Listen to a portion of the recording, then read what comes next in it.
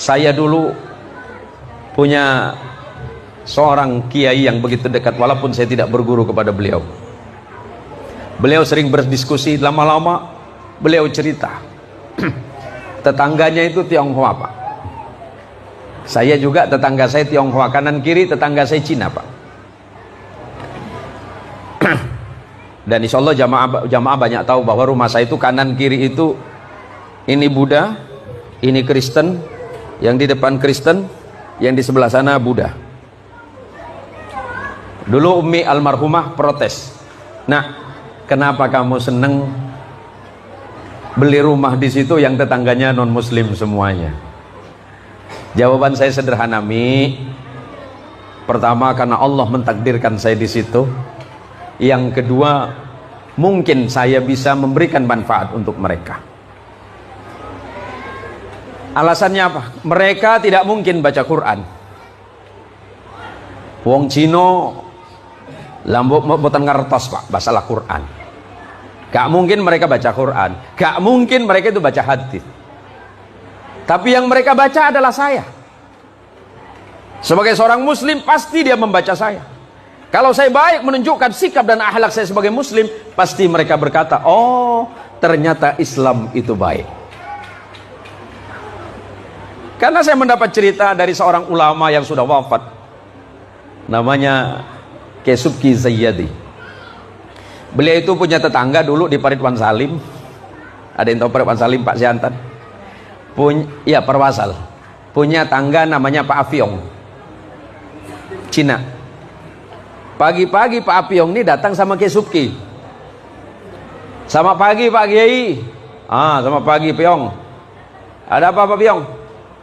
"Aku sini minta doa." "Minta doa apa?" "Doa cepat kaya." Kata Pak Kiai, "Kita beda Tuhan." "Tak apa, Tuhan aku tak baik, siapa tahu Tuhan Pak Kiai baik." Semoga Allah merahmati Kiai Subki. Jadi macam mana lah? Terserah Pak Kiai lah, yang penting aku kaya,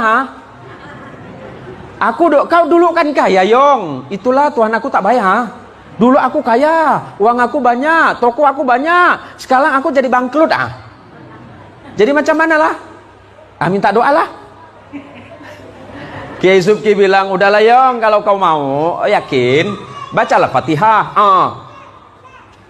Bapak banyak, kau baca 1000.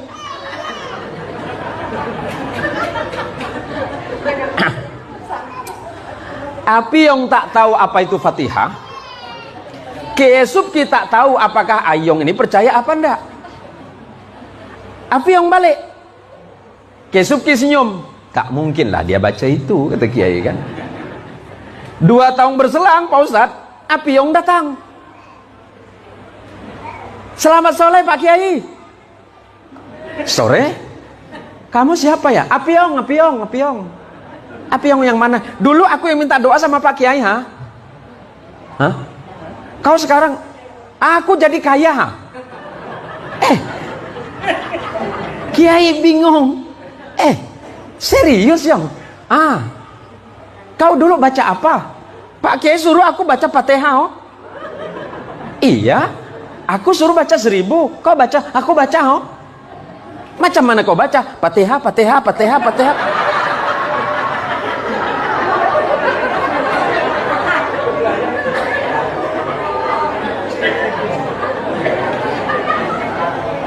Kaget Kiai.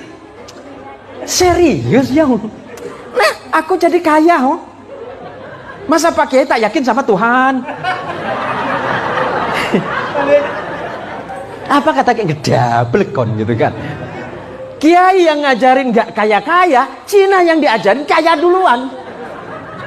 Jadi Kiai mikir, aku yang salah apa Tuhan yang kasih salah ini?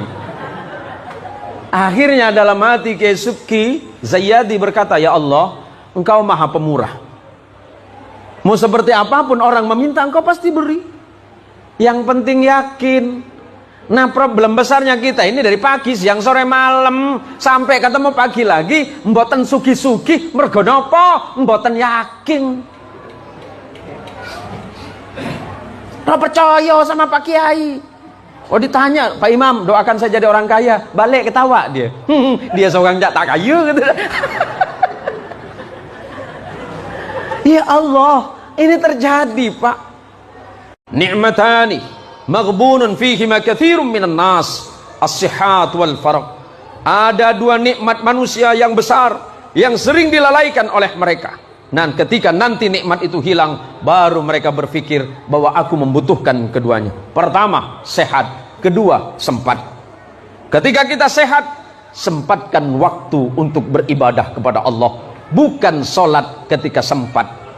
Ingat, sempatkan waktu untuk sholat, bukan sholat di saat sempat. Tak sempat, tak sholat, di saat sempat, baru dia sholat.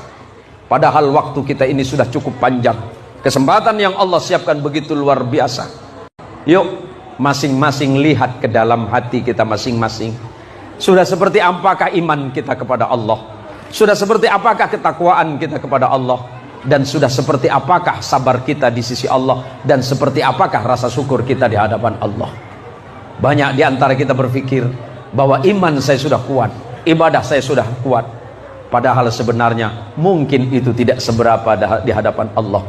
Maka mulai sekarang perbaiki sikap, perbaiki ibadah, perbaiki akhlak, perbaiki semuanya. Maka insya Allah, Allah akan memperbaiki hidup kita. Walaupun harta kita tidak banyak, walaupun hidup kita sederhana, rumah kita bukan rumah gedong, rumah kita tidak sebagus istana, mungkin rumah kita beratap dari daun sagu, kemudian papannya terbuat dari dinding yang biasa, lantainya terbuat dari papan yang AC-nya 25 jam. Sebab kalau rumah lantai papan itu AC-nya 25 jam Pak. Tapi dia bersyukur, alhamdulillah Allah, walaupun saya seperti ini saya bahagia ya Allah. Matur suwun, terima kasih Engkau telah menyiapkan aku rezeki yang sehat. Sebab kalau sehat nanti banyak orang akan membeli kesehatan, tapi ternyata mereka tidak mampu membeli kesehatan. Padahal ketika sehat dia tidak menyempatkan diri untuk dekat kepada Allah. Yang sering kita temukan adalah ketika kita sholat gak yakin kalau kita sedang berhadapan dengan Allah. Padahal yang Allah sebutkan dalam Quran, alladzina yadhunnuna annakum mulaqu rabbihim wa annakum ilaihi raji'un. Orang yang sholat madhep saking Gusti Allah itu yakin, Allahu Akbar. Hatinya berkata, ya Allah, aku tidak melihatmu, tapi Engkau sedang melihatku. Aku tidak mendengarmu, tapi Engkau mendengarku, ya Allah. Tunduk kepada Allah. Nek kulo kali jenengan sholat Pak, mulai dari takbir sampai salam nggak ada satupun yang ingat Allah. Allahu Akbar, Bismillahirrahmanirrahim. Warung tak laku, jualan tak habis ya Allah. Yang jualan ayam di pasar ngeluh, ayam naik ya Allah. Tak ada satupun orang lewat nanya, Pak Kades, Ar-Rahmanir-Rahim. Anggaran tahun ini ya Allah seret betul ya Allah. Persoalannya apa? Hatinya nggak nyambung. Kalau hatinya sudah nyambung kepada Allah, dia memiliki keyakinan Allah melihatku, aku tidak melihat Allah. Allah mendengarku, aku tidak mendengar Allah. Apapun yang aku ucapkan Allah tahu. Kadang-kadang kita ini sebelum sholat problemnya banyak. Problem yang banyak di luar sholat dibawalah ke sholat. Sama dengan ibu-ibu yang kehilangan dompet. Ibu yang kehilangan dompet sebaiknya nggak usah datang sama dukun. Dukun itu suka bohong. Tapi ibu sholat insya Allah ketemu dalam sholat. Dompet yang hilang, Allahu Akbar, alhamdulillahi rabbil alamin, Ar-Rahmanir-Rahim, Maliki yaumiddin. Mulai merayau pikiran, tadi aku dari pasar, mampir mana ya? Oh, akhirnya dompet ketemu waktu waladhdallin. Di mana? Aku taruh di atas lemari. Persoalan hidup dibawa dalam sholat. Bagaimana Allah akan mengeluarkan kita dari persoalan? Nah sekarang kita belajar saja bahwa dari awal takbir sampai akhir salam kita belajar khusyuk. Apa itu khusyuk?